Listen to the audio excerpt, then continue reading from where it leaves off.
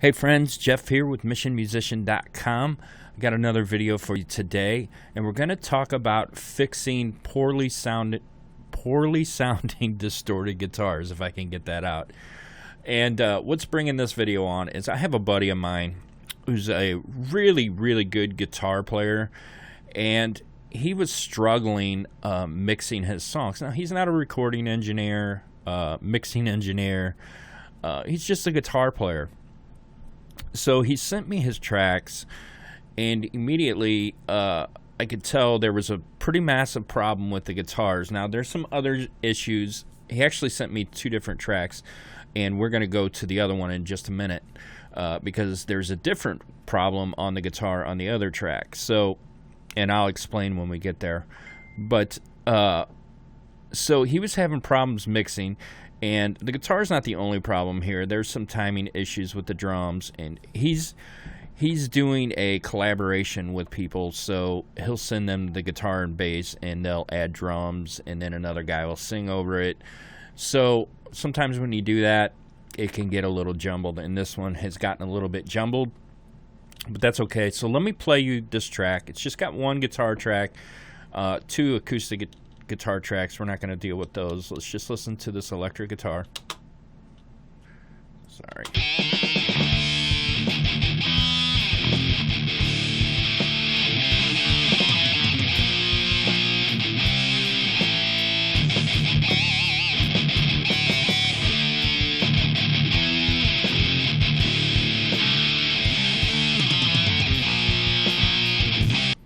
Okay, so you can see there's some timing issues with the drums, but let's focus today on guitar. All right, so I'm going to solo this and let you hear it.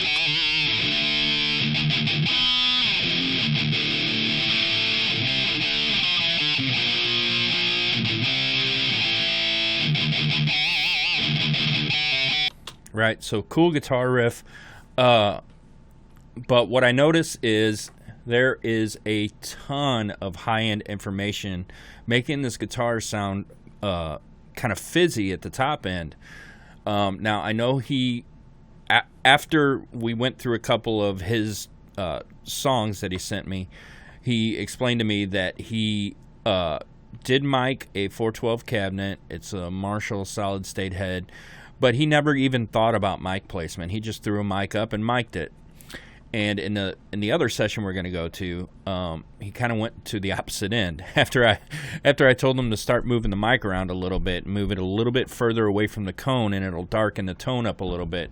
But we'll talk about that when we get there. So this one is got a lot of high end, and if you watched any of my videos for any amount of time, you know that I'm big on just doing 3 dB cuts and 3 dB boost on an EQ, nothing too drastic. Sometimes we got to get drastic. Now, I'm going to have him re-record this track, but I'm going to show you how I could fix it and leave it as it is with EQ. And I'm going to get very drastic with this EQ. So let's pull up an EQ. I'm just going to grab a stock EQ. Let's see here. Okay, so first off, I'm going to high pass and get rid of any of this low mud that I don't need. Then I'm going to boost really high and listen to where it starts whistling. That's going to tell me where the resonant high-end frequencies are just really overloading, or there's really too much of them. And then we may poke around again and try to find another spot. And then I'm going to low pass up here to get rid of any really upper high end. So let's get started. I'm gonna do the high pass first.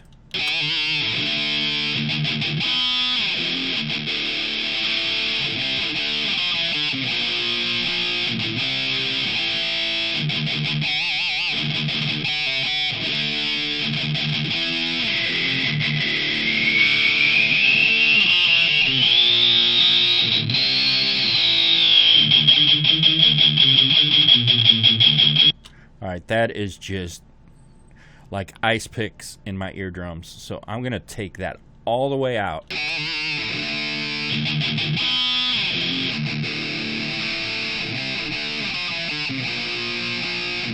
All right, so that definitely helped. Let's try to find something else up there that's annoying.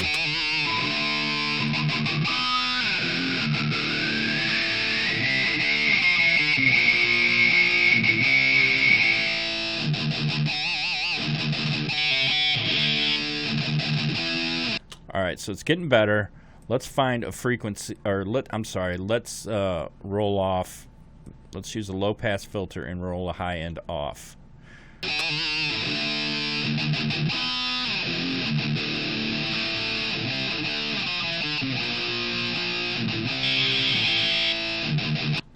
All right.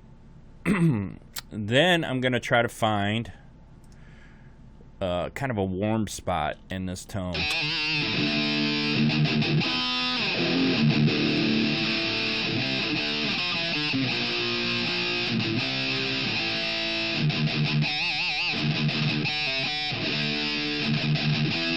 Okay, so now I feel like it's a little too dull down here, but I am going to keep these cuts. Let's bring in VMR here really quick. And actually, you know what? Before we do that, if you don't have Slate's VMR or whatever, let me show you what I'd do if I wasn't going to use VMR just here with stock plugins. All right.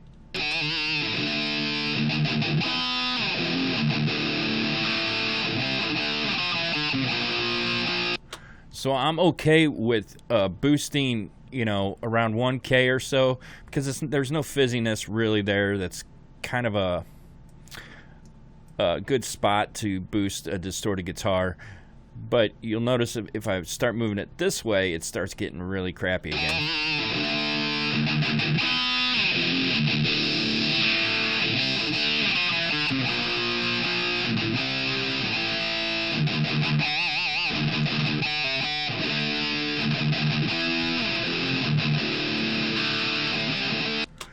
And there's still some kind of crispiness up there that's kind of bothering me.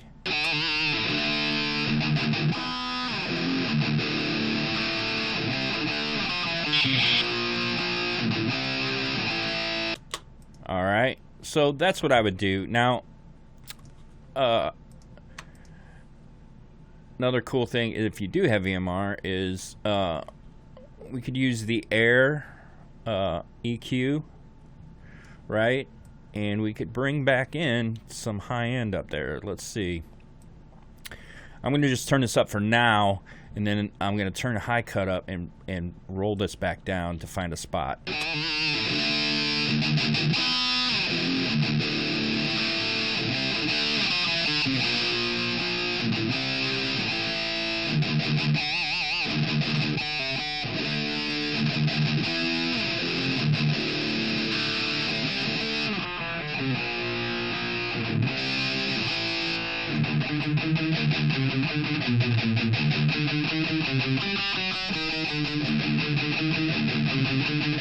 This is a really cool plugin for that type of stuff.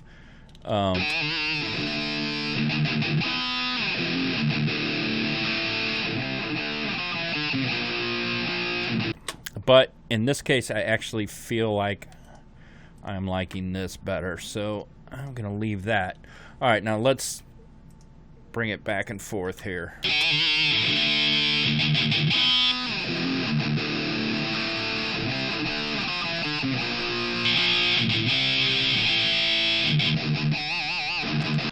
So that's a much more usable tone. It's still not fantastic in my mind. And we could add VTM on there to kind of saturate it a little bit. So we could still doctor it up a little bit, but this sounds way better to me than that.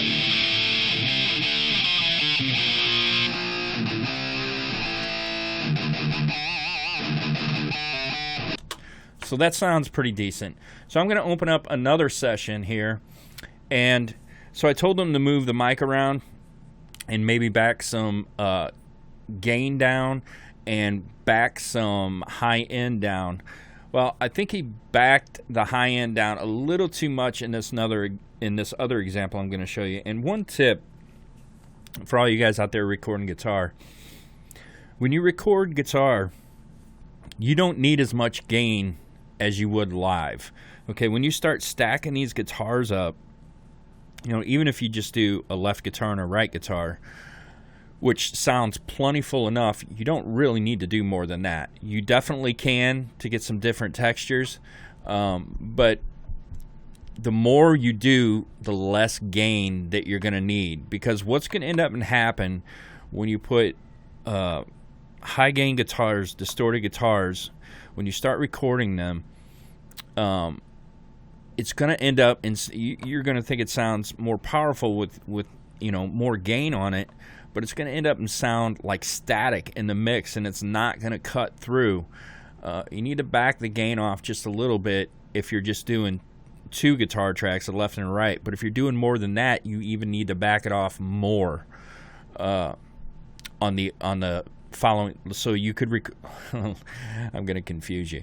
So you can record guitar left and guitar right at kind of a high gain setting, but not as high as you would if you were playing live. Back it down just a little bit, and then the following, if you record 2 more tracks, two more doubles of that, back the gain down even more, because again, you're going to create just a wall of static. That's what it's going to sound like.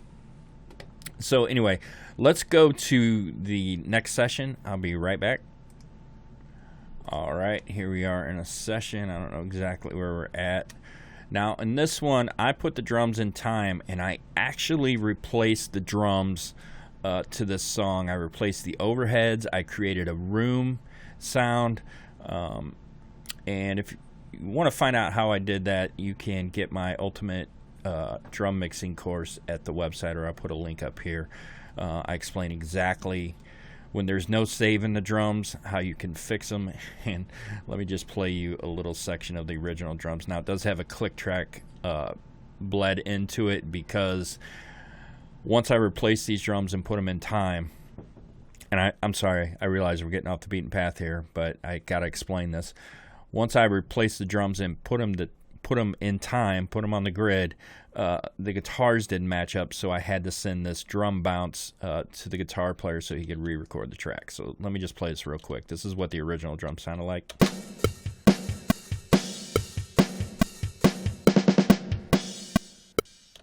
Sounds like a drum machine, right? Well, it's actually a electronic kit of some sort.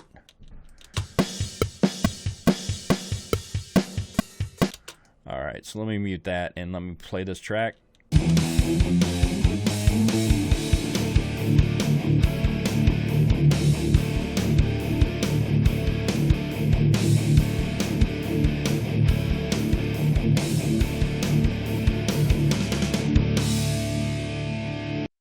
Okay, so these are a little too dark. Way, way, way better to me than his original, but it's a little too muffled and dark. So again, we're going to have to use drastic EQ.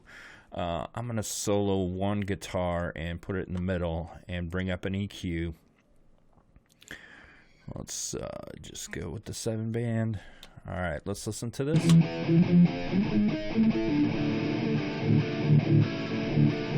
So it's real murky down here. Let's start with the high pass. All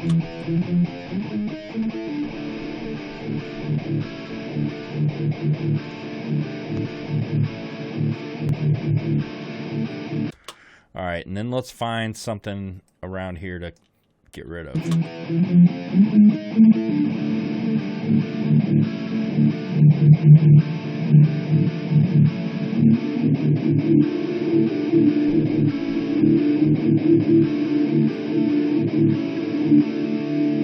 So there's a lot of resonance here. There was also some down at around 150. I may end up and cut that out. I don't know.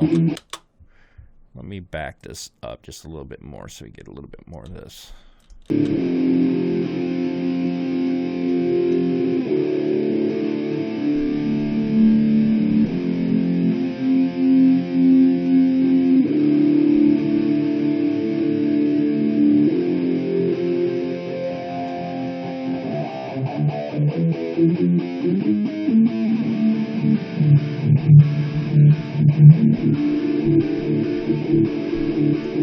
All right, so I don't like what's going on there, but there's also some low stuff I don't like what's going on.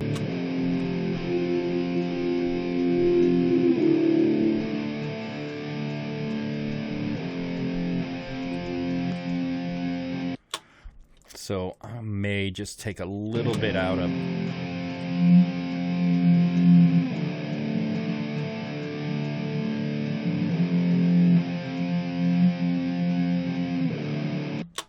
Yeah, I'm just going to back this down some, open it up a little bit with the Q, bring it down some more.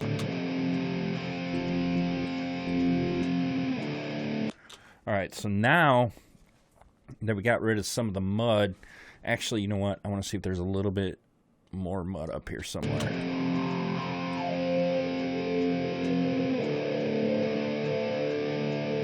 All right, I'm going to take a little bit of this out. And this is a very odd looking EQ we got going on here, but sometimes you got to do what you got to do.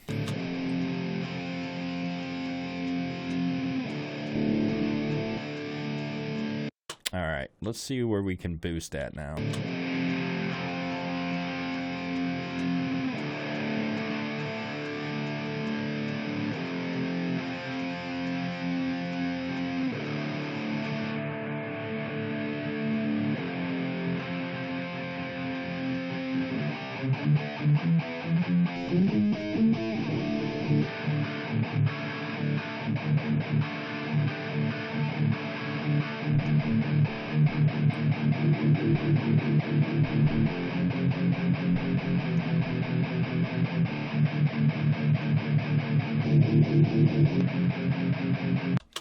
All right, and it sounds like I'm getting a little bit too thin.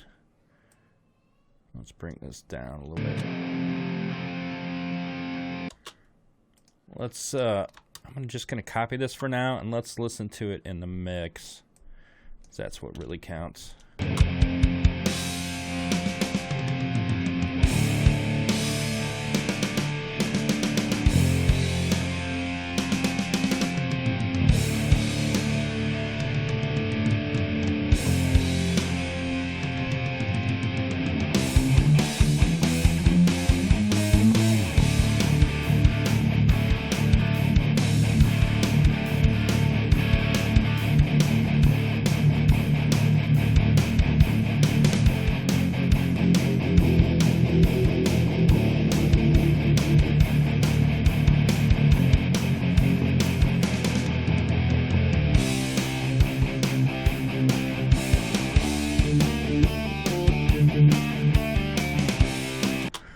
Definitely better.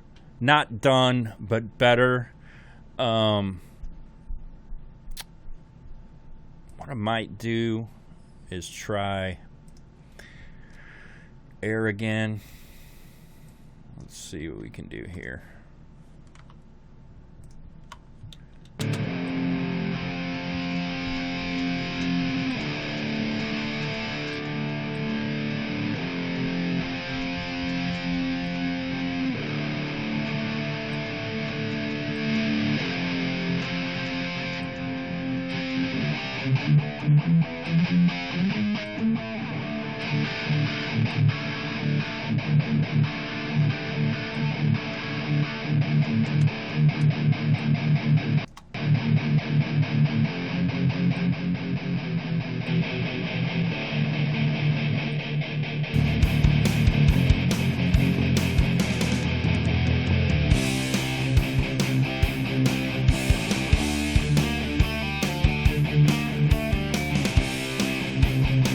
Yeah, so you can see how air really brought that to life. That sounds a lot better to me. Let me, let's see here.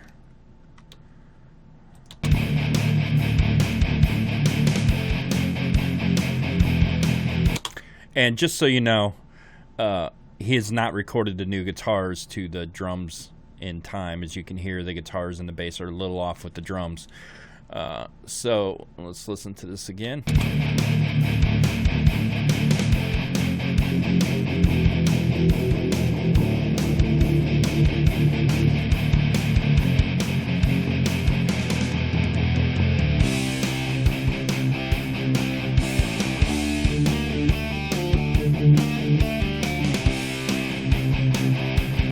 right? So that is some drastic EQ moves there. I don't like mixing like this, but again, you have to do what you got to do to try to make the tracks you get or the tracks you record work. Now, again, he is going to re-record these guitar parts, and I'm going to tell him to adjust it again. But I could live if the guitar tracks were in time. I could live with this tone. I could make this tone work. Sometimes if you're an aspiring mixing engineer and you're getting tracks from your buddies, or even if you have just a small client list that you're mixing for, or maybe you're mixing for free for friends, whatever, you'll get tracks that don't start off sounding great, and sometimes you have to really carve them out using pretty drastic EQ moves. I mean, you can see here, I drug 337. I drug it all the way out, and even that didn't even do it. I had to get rid of some here and get rid of some here. So you can make your guitar tracks work. Obviously, it's best. The best practice is to get it right at the mix, or at the mix, get it right at the source, record it, move the mic around, find the best spot for the tone you're trying to achieve. Now, if you're recording guitar amp simulation, if you're using some sort of simulation, tweak the knobs until you can get the best possible tone and record it. Just keep in mind that with most amp simulation software that I've tried, there's always some fizziness up around anywhere from 4 to 6K. So you may have to dial some of that out. S-Gear is pretty good, but it doesn't get like super high gain tones either. But if you're using something like Guitar Rig or Amplitude or whatever, you may have to, and you're recording high gain tones, you may have to dial some of that fizz out with an EQ. Now, like I said, try to get it right, excuse me, to begin with. Try to get some of that high end out of there to begin with. But sometimes you just can't get that stuff out with the controls you're given on the amp simulation. So you have to use some EQ. Okay, well, that's it for today. I just wanted to kind of show you sometimes that we have to use drastic EQ in mixing to make something work. It's just, just the way it is. So thanks for watching, and hope to see you again real soon in another video. I'll see you later. Bye-bye.